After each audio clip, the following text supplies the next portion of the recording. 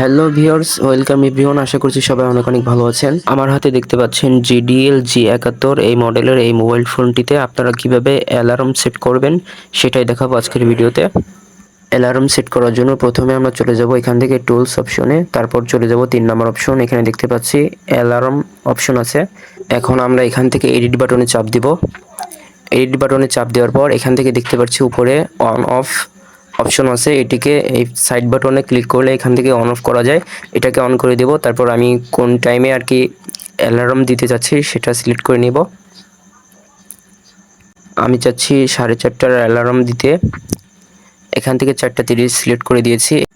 তারপর এখান থেকে নিচে চলে আসবো। একটু নিচে চলে আসলে দেখতে পাচ্ছি এখানে AM এবং PM অপশন আছে। আমি চাই অ্যালার্মটা যেন ভোর 4:30-এ বাজে, তার জন্য আমি এখান থেকে AM সিলেক্ট করেছি।